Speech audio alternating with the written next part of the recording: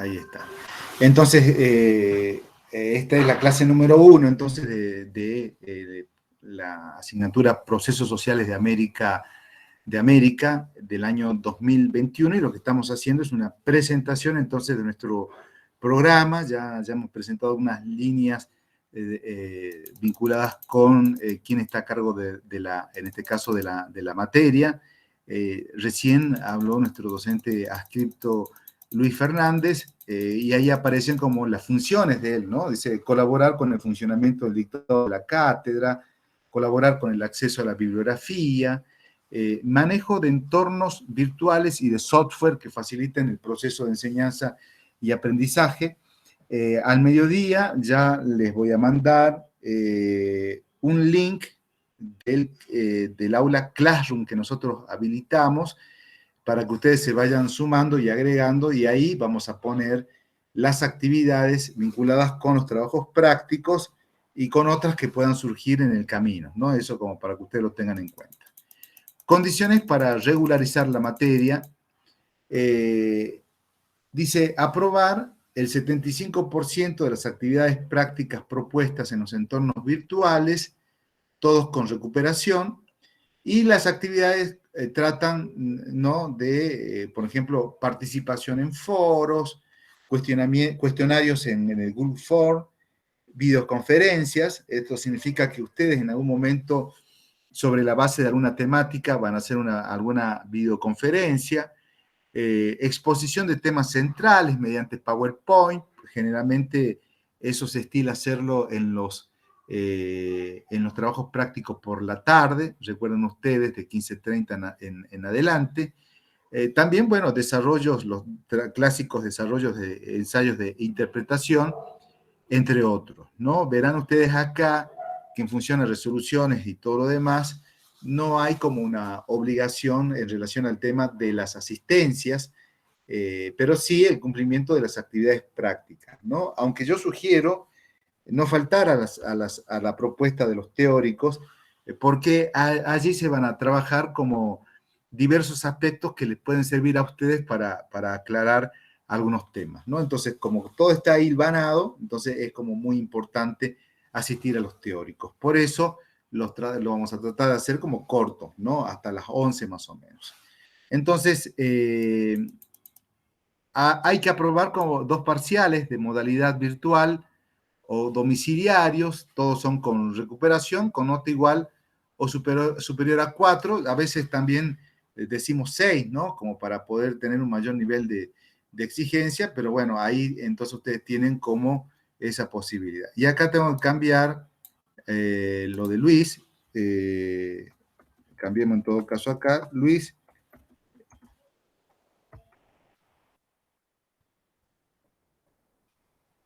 Ahí está. ¿Cuál es tu correo, Luis? Luis Alfredo Fernández Reyes, lo mismo. Sí. Somos pocos originales para los Sí, mails. sí. Fernández Reyes es Gmail, ¿no? Gmail, sí. Entonces, Luis Alfredo Fernández Reyes, ¿y tu teléfono? 387-68-40368. Sí, 8. Ok, ahí tenemos entonces, control G. Ahí tenemos entonces el teléfono, después se lo pasamos bien por el grupo. Bueno, hay como una opción de alumnos libres, fíjense ustedes. Dice, tendrán la condición de libres los estudiantes que no hayan cumplido con las condiciones para regularizar la materia. La condición de alumnos libres para rendir la materia son las mismas condiciones que los alumnos regulares, a excepción de que, bueno, que tienen que tener el conocimiento de toda la bibliografía, ¿no? En este caso. Bueno, hablemos de la materia procesos sociales, sobre qué es lo que se propone, ¿no? En este caso.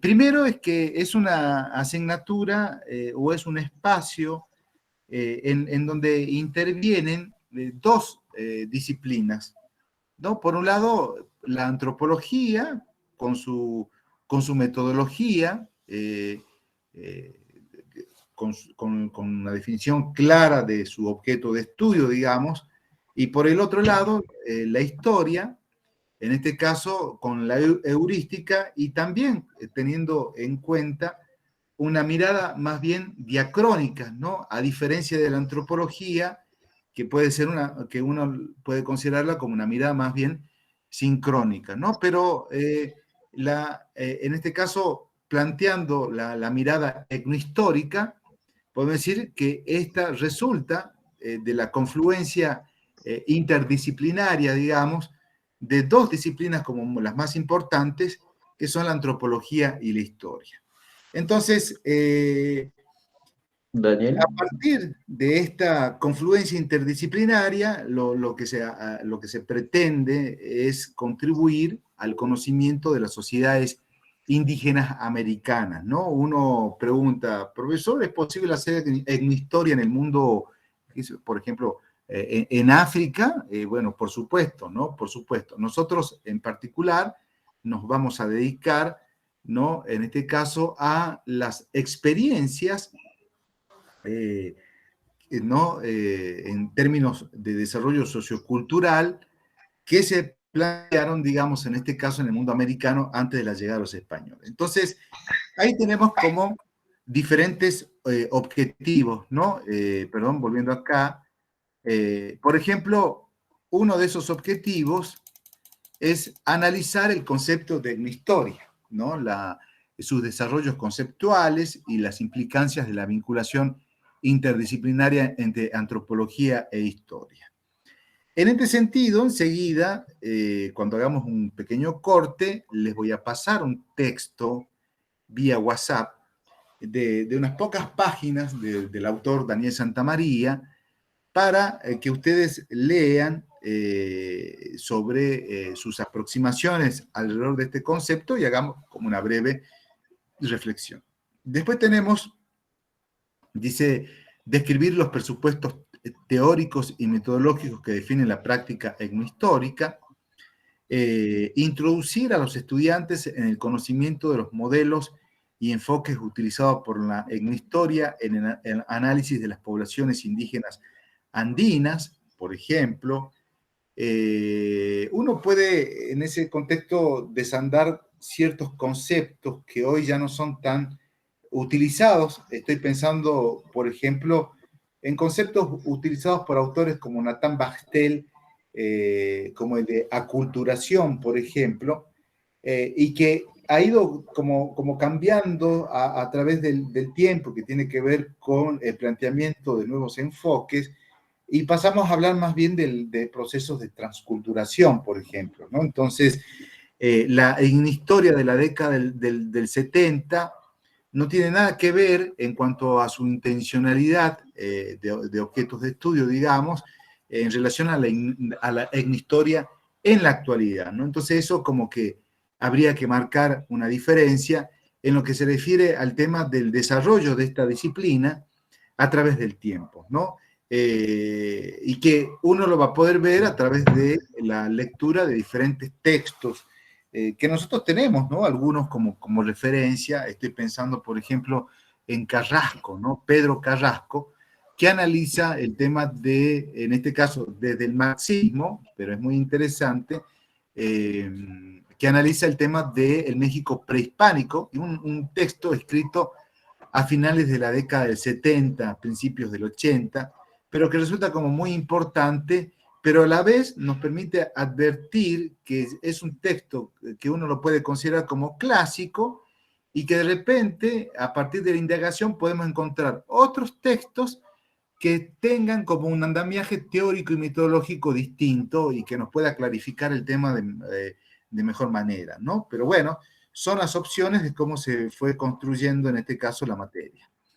Después tenemos, fíjense, analizar la noción de etnicidad y su aplicación en el análisis etnohistórico, ¿no? Vamos a reflexionar sobre el entramado de las relaciones interétnicas desarrollado a lo largo de los procesos históricos y las transformaciones y continuidades en contextos sociales, ¿no? También vamos a discutir el problema de la historicidad en las sociedades históricas prehispánicas, ¿no? Esto ya se plantea, ya una vez que ustedes lean el texto de Santa María en particular, porque una de las primeras definiciones sobre el tema de la etnohistoria decía lo siguiente, ¿no? La etnohistoria estudia a los pueblos sin historia, ¿no? Siguiendo más o menos la línea de Wolf, ¿no? O los pueblos sin escritura, ¿no? Obviamente que es un concepto o una forma de definir que ha sido cuestionada en su tiempo.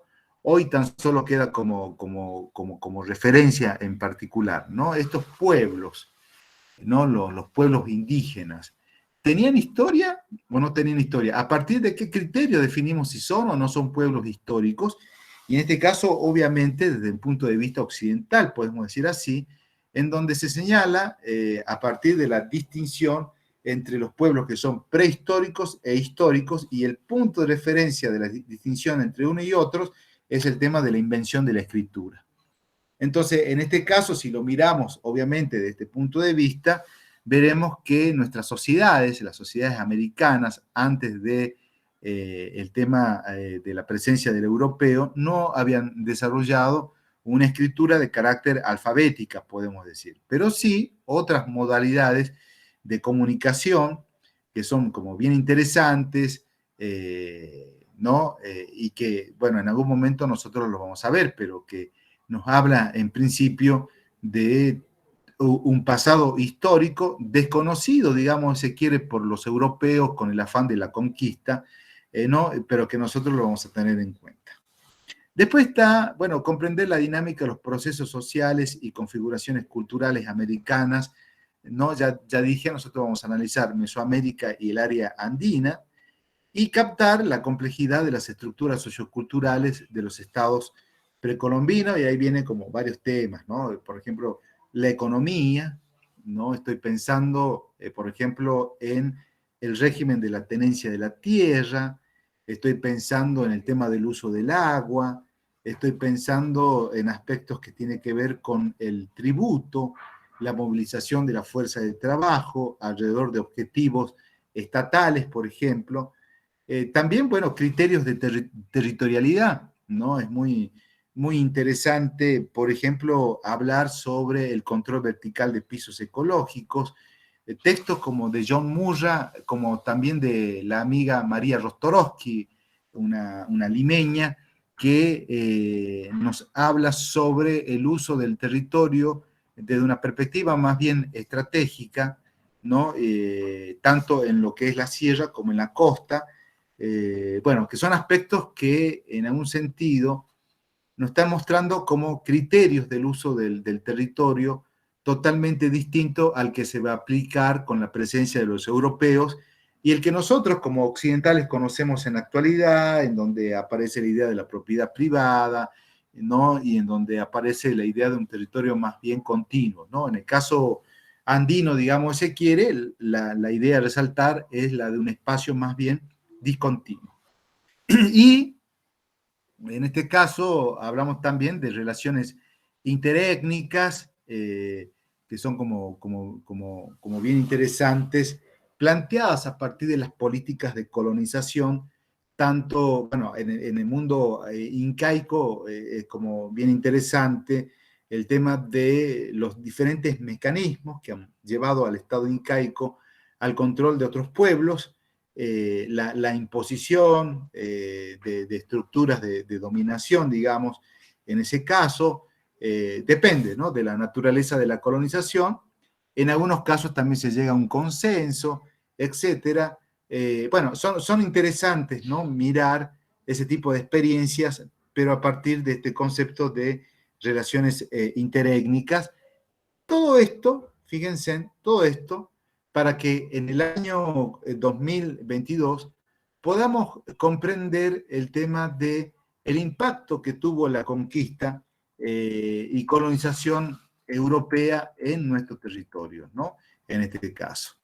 Y obviamente al final será promover la iniciación de la investigación de los alumnos a partir del campo de la investigación y las posibilidades teóricos metodológicos, ¿no? En virtud del tema de la virtualidad, tenemos como diferentes tipos de estrategias, ¿no? Todas con el propósito de promover el uso de entornos que son virtuales y el uso de herramientas tecnológicas, ¿no? Lo que aspiramos es que ustedes comiencen a producir de manera autónoma, ¿no? El tema del propio aprendizaje. Recuerden ustedes que esto tiene que ver más bien con una mirada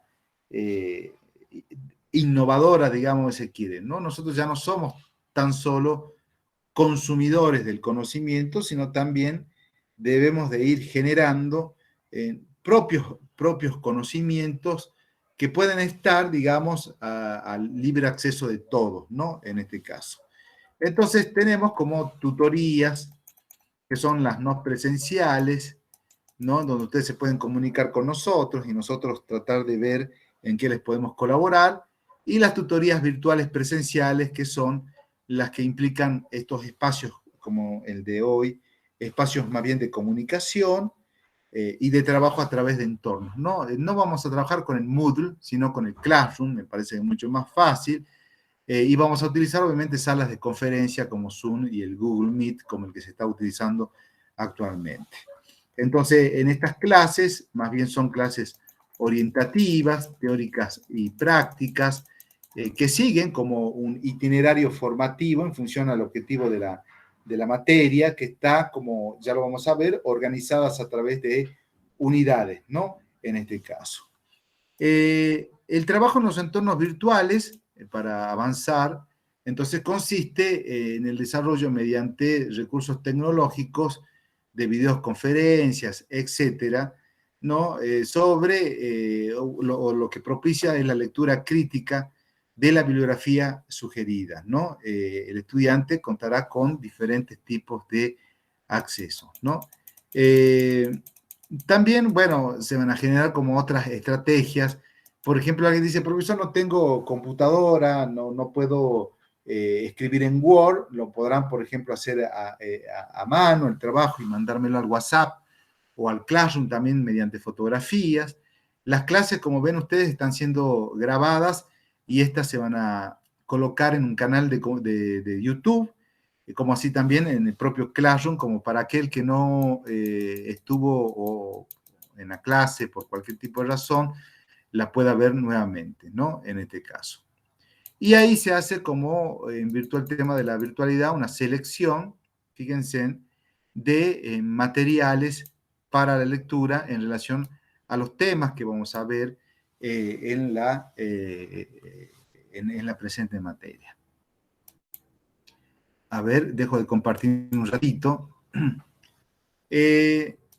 Pregunto a los compañeros acá, ¿es un grupo muy reducido? ¿Es así? ¿O hay gente que todavía no se incorporó al grupo? ¿Qué saben ustedes? No sé cuántos chicos se inscribieron en esta cátedra. Bueno, ya me voy a fijar en el Xiu Guaraní y ya les digo, ¿no? ¿Alguien más tiene idea? ¿Siempre ha sido un grupo así tan pequeño o en otras materias es un grupo más amplio? Bueno, en etnografía americana ayer éramos 90, pero estaban también suscriptos los chicos de salud que están haciendo la materia como electiva. Pero de Sí, antropología éramos 18. en antropología era 18. Sí. Si ustedes conocen a alguien que desconoce cómo sumarse, ahí está el link, le podemos mandar la invitación. Ahí, Luis, en todo caso, te animas a mandar el link, el enlace nuevamente en el grupo. Y si podés mandar nuevamente debe haber un grupo, una red de estudiantes, ¿no, Luis? Ahí estás muteado, estás muteado. Ahí está. Ah, ¿Ustedes no tienen un grupo de WhatsApp, chicos, de primer año? Porque imagino que ya se conocen desde el primer año. Sí, o sea, de cada materia tenemos. No tienen una general En general, no. ah, Hay un Facebook de la UNSA del Departamento de Alumnos o del Centro de Estudiantes que creo que a través de ellos informan, pero no sé si lo usan todos. Igual, Ana dice que sí tiene uno general que se ve donde que es... Bueno, hay pasos, si no, pásenlo a ese link, pásenlo a ese grupo general para que la gente que falte se sume. Claro, de repente hay gente que desconoce por diferentes razones, y se entiende, ¿no? Obviamente no vamos a cuestionar ese tema, y seguramente se van a ir sumando a medida que vayamos con las clases hacia adelante, ¿no? En este caso. Bueno, vamos a hablar entonces ahora, se ha sumado hace poco Rocío. Rocío Valeria Choque.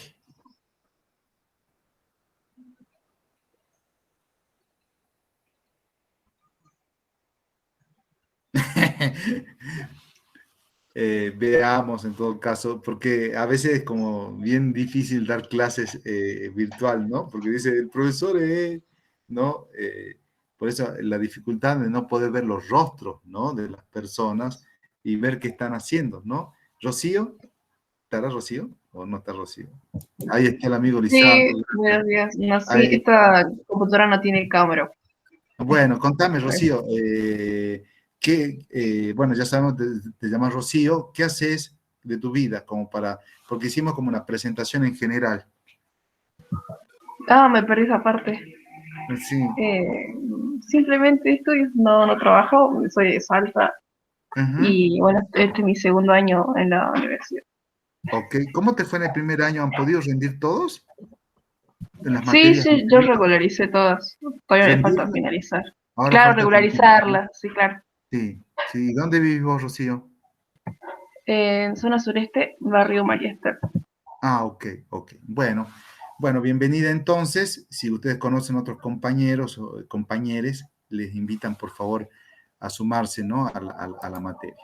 Bueno, sigamos entonces, después de breve corte, con el tema de que creo que ustedes vienen primero desconociendo qué es lo que se trata en la materia. Bueno, he aquí los temas que vamos a tratar en la materia, que están organizados, en este caso, por temas, ¿no? El primer tema, fíjense, se llama la etnohistoria, la perspectiva interdisciplinaria. Esta unidad un poco, qué sé yo, aburrida, digamos, porque, bueno, hay como planteos en términos conceptuales, y también hay, bueno, bueno, primero una aproximación de una historia, cuáles son los objetivos, la historiografía y la antropología, perspectiva de un diálogo interdisciplinario. Acá también la etnohistoria es historia indígena o antropología histórica. Eso lo vamos a poder definir a partir de la lectura, por ejemplo, del amigo Daniel Santamaría. Vamos a hacer algunas precisiones conceptuales y también, bueno, el tema de las unidades de análisis de la etnohistoria, comunidad y etnicidad. Y ahí pueden ver ustedes un recorte de textos que vamos a leer. Por ejemplo, el primer texto que vamos a leer para la semana que viene es este de acá, de Rojas José Luis, ¿no? Fíjense en definiciones de una historia, ¿no? Ese va a ser el texto para el práctico de la semana que viene. Ahí Luis debe estar anotando seguramente. Pero también el día de hoy, por ejemplo, vamos a leer el texto de Santamaría Daniel, la historia, la etnohistoria y una sugerencia de los antropólogos, por ejemplo, texto muy cortito, pero a sabiendas de que nos va a permitir a nosotros contar con algunos elementos interesantes para la próxima clase. Y también mi interés es que además de conceptualizar, en este caso, etnohistoria, o de saber definirlo, digamos, teniendo en cuenta el objeto de estudio, teniendo en cuenta sus campos de abordaje y todo lo demás, también vamos a ver qué tipo de fuentes utiliza en este caso la etnohistoria, ¿no? Entonces, ustedes ahí van a tener a la amiga María, a las amigas en todo caso, Ana María Lorandi, que ya murió, y Mercedes del Río, por ejemplo, y al amigo Frank Salomon, Crónica de lo Imposible, notas sobre 3 historiadores peruanos. Yo siempre en los finales hago la pregunta de por qué el autor se refiere en su artículo a Crónica de lo Imposible, ¿no? Así que bueno, esos son los textos de esta unidad número 1, ¿no? que vamos a tratar, ¿no? El próximo tema, fíjense, es el tema número 2, ahí ya se vuelve más picante, más interesante el tema. El problema, dice, de la formación del Estado en el caso mesoamericano. Veremos como una clase sintética del desarrollo sociocultural previo a la experiencia azteca y que nosotros acá lo titulamos Mesoamérica, síntesis del proceso de desarrollo sociocultural, ¿no? Ahí veremos algo de qué sé yo, de Olmecas, de Teotihuacán, por ejemplo, haciendo como referencia, ¿no?, a los diferentes tipos de periodos, el periodo formativo, el clásico, posclásico, etcétera, ¿no? En relación a esto. Y después entramos de lleno al Estado azteca, que es lo que más nos interesa, el origen y procesos de hegemonía y de formación, en este caso estatal, las comunidades campesinas, fíjense, en tenencia de la tierra y unidad de producción, pensar en este tema de la estratificación social, ¿no? Qué sé yo, estoy pensando en los tlatoanis, en las casas reales, estoy pensando en los macehuales, que son en realidad los tributarios, es decir, esa forma jerárquica de cómo se va organizando la sociedad en el mundo azteca y que a nosotros nos sirve como referencia. Ahí está obviamente el tributo, fíjense, una de las cuestiones a resolver ahí es cuál era la naturaleza del tributo en el contexto azteca, ¿no? Y dos textos que nos hablan sobre el mercado y el comercio a larga distancia, ¿no? Esto nos permite, en algún sentido, desandar el camino de los vínculos que existían entre el mundo azteca y el mundo maya, los intercambios mediante diferentes tipos de productos. Ahí, obviamente, vamos a hablar sobre los postecas o los comerciantes, que la discusión es en dónde se ubican en términos de la estratificación social, qué rol juegan, en este caso, para el imperio. Hay algunas como categorías de comerciantes que son, por ejemplo, espías, etcétera, ¿no? Es bien interesante el comercio a larga distancia como mecanismo para garantizar el tema de la circulación de bienes, en este caso de lujos, porque está orientado a un sector determinado de la sociedad, ¿no? Y eso se contrapone con otro, fíjense ustedes, si ustedes leen acá, el comercio a larga distancia se contrapone con el mercado, ¿no? Que más bien es local, en donde intervienen las cuasimonedas, etcétera, ¿no? Lo que hay que decir acá, para terminar con esta partecita, es que tanto el mercado como el comercio a larga distancia estaban regulados por el Estado, ¿no? A través de sus funcionarios, digamos, ¿no? Ideología y poder es un texto, bueno, yo llamo de reciente incorporación, ya un par de años, pero es como bien interesante. Entonces, por ejemplo, Verdun francés, comercio y mercado en los estados precapitalistas. Este texto creo que ustedes ya lo leyeron en alguna oportunidad en otra materia. Boing de la Meiras, por ejemplo, habla sobre la formación del Estado en el México prehispánico y tiene como una interesante hipótesis de trabajo, que es que los mexicas logran la hegemonía de la cuenca mediante el control hidráulico, ¿no? Ya saben ustedes que Tenochtitlán estratégicamente se ubica, digamos, en un parteaguas, de aguas dulces y saladas. Es una cuasi isla artificial que se vincula con otras ciudades, estados mediante, en este caso, calzadas, ¿no? Pero entonces lo que dice Boing de la Meiras es que los mexicas logran adaptarse a un contexto que en un primer momento de ese proceso de migración de los mexicas se asientan en un lugar que podemos decir que es desfavorable y que luego lo transforman en una importante fortaleza, digamos, que permite el control del espacio geográfico, ¿no? Y político. Tenemos a Carrasco, que les mencioné anteriormente, la economía del México prehispánico, por ejemplo. Chapman Annie sigue la misma línea de Verdun, por ejemplo, puertos de comercio en las civilizaciones aztecas y mayas, Y por último está el amigo Eric Wolf, ¿no? Con todo lo que supone la teatralización del poder a través de los sacrificios que se dan como en diferentes niveles, ¿no? Sacrificios individuales o sacrificios que se dan de manera colectiva en función a una ideología de dominación, ¿no? Entonces, es un texto bien interesante, el de Wolf, como para que nosotros lo leamos y lo hayamos incorporado en este recorte de bibliografía. El tema 3, fíjense, se llama ya Etnohistoria Andina, Sociedad y Economía en los Andes. Ahí vamos a también hacer como un desarrollo sociocultural previo a través de una clase, donde veremos los famosos horizontes tempranos, el horizonte medio y el horizonte tardío, ¿no? En este caso. Entonces, vemos orígenes de la sociedad y de los sistemas políticos andinos, regiones y procesos de complejidad creciente. Bueno, un detalle, la historia mítica de los incas, por ejemplo, que nos lleva a plantear, ¿no?, los procesos que han permitido la formación del Tahuantinsuyo. Desde el punto de vista económico, los procesos productivos andinos, el control vertical de los pisos ecológicos, el problema y modelo económico de la costa, la autosuficiencia, complementariedad e intercambio, ¿no?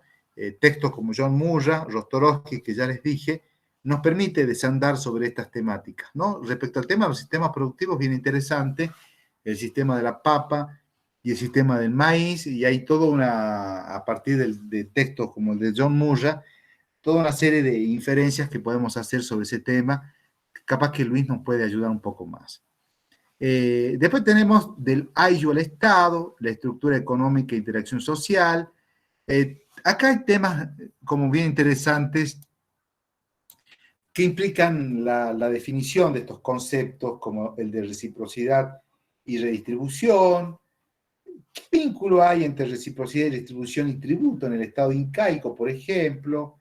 La tenencia de la tierra y del agua de carácter más bien tripartito, podemos decir así, y otras categorías como mitayos, mitimaes, yanaconas y aglias, ¿no? ¿Quiénes son estas personas? ¿Qué rol juegan dentro del marco del Estado, ¿no? Entonces, y que ustedes sepan que cada vez que hablamos de una de esas personas, ya sabemos de qué se trata, ¿no? En términos conceptuales. Y ahí tenemos también bibliografías, por ejemplo, Koch, definiciones sobre el Ayllu, Luis Lumbrera, que nos permite tener una idea sobre el desarrollo sociocultural previo, John Murra y Rostorowski son textos que hablan sobre los modelos económicos, como ya le dije, el Cusco primitivo, ¿no? Y este texto de redes económicas del Estado, el ruego y la dádiva, son textos de María Rostorowski. El capítulo 4, complejizando aún más el tema del el mundo andino, ya vamos a los principios organizativos del mundo andino, ¿no? Principios como la dualidad, la tripartición y la cuatripartición.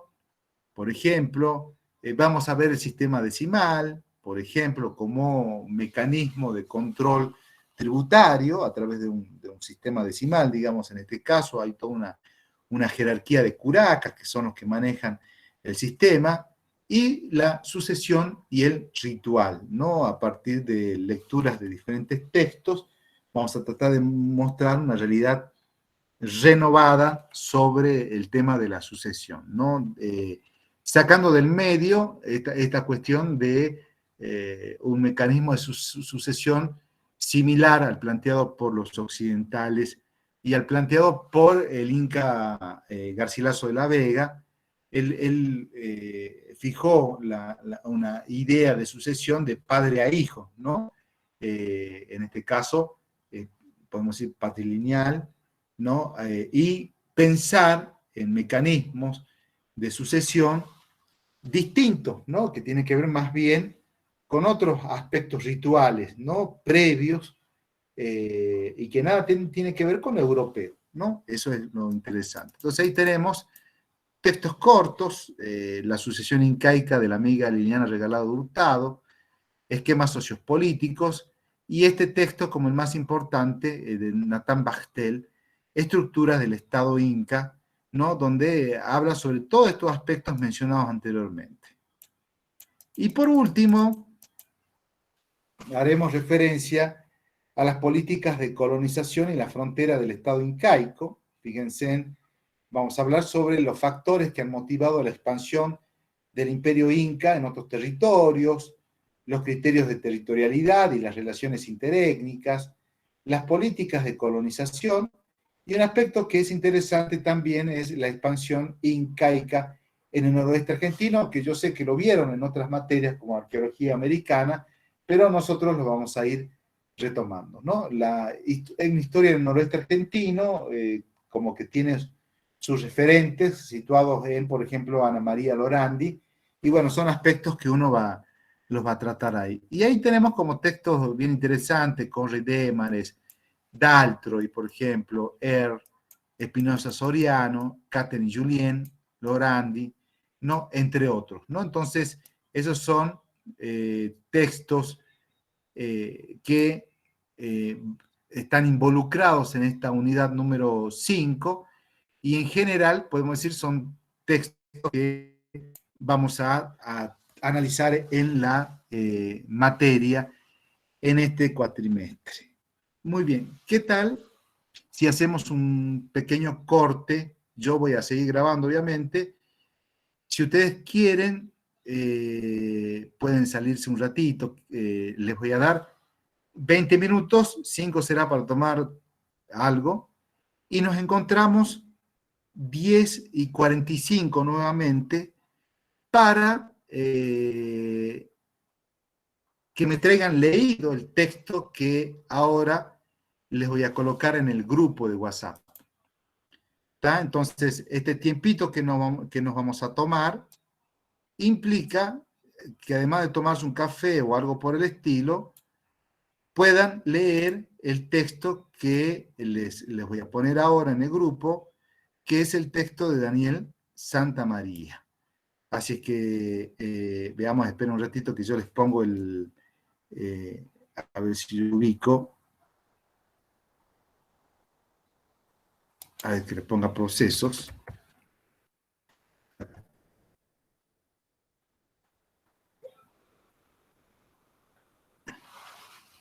Tengo que ubicar bien los grupos. ¿Cómo se llama el grupo?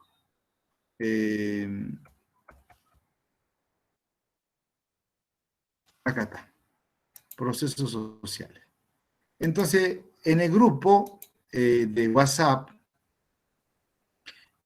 le voy a colgar este texto que es breve y de fácil lectura de Daniel Santamaría. Entonces, la idea es que ustedes lo lean y nos encontramos, a ver si lo encuentro, creo que es, acá.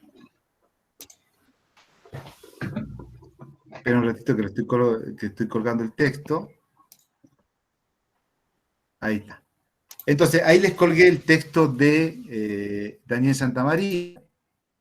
Ahí está, esperen que lo cuelgue.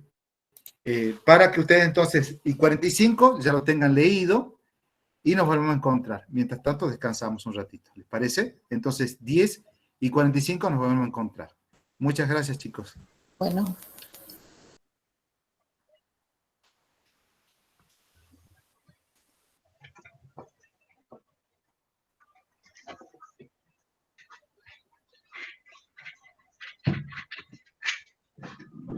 Ahí está. Ahí está. Bueno, nos encontramos en un ratito, Luis. Como quieras, si querés también aprovechar este tiempo. Yo me voy a descansar un ratito también. ¿Qué te pareció? ¿Bien? Sí, lindo, los estudiantes participan. Sí, no, de verdad sí, porque en otras materias no dicen nada, se quedan clavados, callados. Ah, sí. Ah, bueno. Sí. Bueno. Que sí, he visto más participación. Ok, ahora vemos cómo participa con la lectura del texto de Daniel Santamaría. Son 3 páginas, creo. Nos vemos seguidita. Yo en todo caso corto y grabo la otra parte. ¿Ah? Ya me voy a conectar. Meta. Chao, chao, chao. Alex.